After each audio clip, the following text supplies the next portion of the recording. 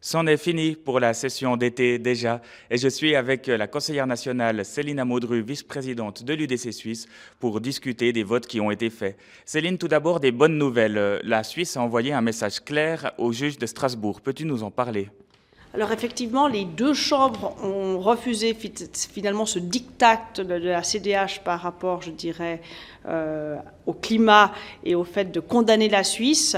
On ne peut que s'en réjouir, mais ce qu'on peut encore constater, c'est que l'UDC annonçait ça depuis très longtemps, qu'on ne voulait pas avoir des diktats des juges étrangers, et c'est ce à quoi on doit se méfier avec le futur accord-cadre, les futurs accords-cadres qu'on nous propose.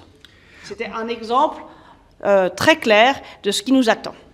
Oui, et au niveau suisse, on a également un signe positif qui a été fait pour l'agriculture qui vient des élus romans. Alors ça, effectivement, c'est fantastique. Hein, c'est une ancienne motion de Jean-Pierre Grain.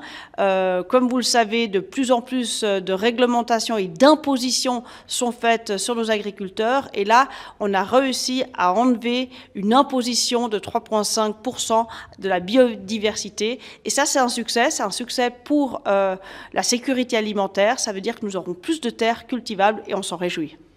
C'est très bien, nous aurons donc plus de terres cultivables. En revanche, il y a également des points négatifs qui sont venus, par exemple en matière de regroupement familial. Effectivement, là, on peut regretter même très fortement la décision du Parlement. Hormis l'UDC, tous les partis ont soutenu finalement un élargissement du regroupement familial. Et il faudrait quand même le rappeler, c'est contraire à la Constitution dans la mesure où la population s'est prononcée le 9 février 2014 contre une maîtrise de l'immigration. Et donc cet élargissement va à l'encontre de la Constitution. Pour terminer, Céline, on entend beaucoup parler de situations budgétaires compliquées. Est-ce que les autres partis ont compris de quoi il s'agit ?